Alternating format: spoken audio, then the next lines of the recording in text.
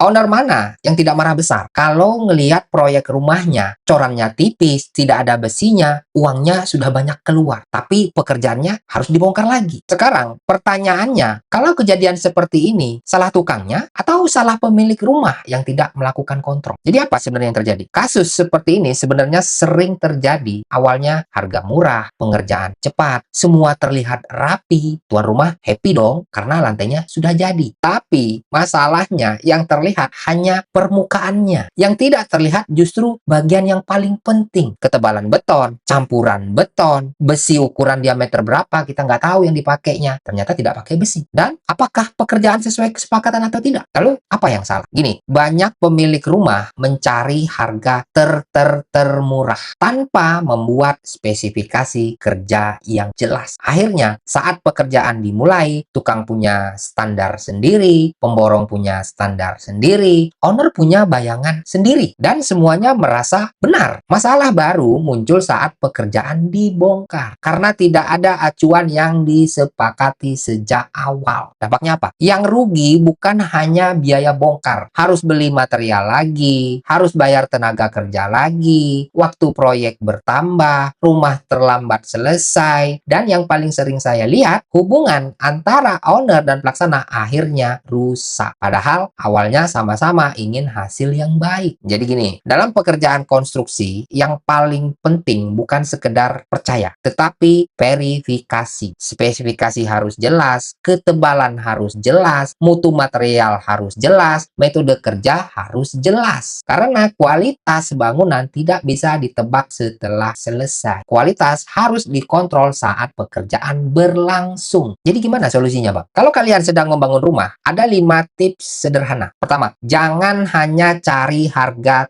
termurah. Bandingkan juga metode kerjanya. Kedua, minta spesifikasi tertulis, ketebalan, material, dan ruang lingkup pekerjaan. Ketiga, foto setiap tahapan pekerjaan sebelum tertutup. Keempat, lakukan pengecekan saat proses berlangsung, bukan setelah selesai. Kelima, kalau tidak paham teknis, gunakan tenaga pengawas atau konsultan yang bisa membantu memeriksa pekerjaan. Karena biaya pengawasan biasanya jauh lebih murah dibanding biaya bongkar ulang. Jadi masalah terbesar dalam proyek rumah biasanya bukan tukang nakal, bukan pemborong nakal, tetapi owner yang tidak punya sistem kontrol. Kalau kalian sedang bangun rumah sekarang, apa yang paling Anda khawatirkan? Mutu pekerjaan, material, atau tukang yang tidak sesuai spesifikasi? Coba komen di kolom komentar.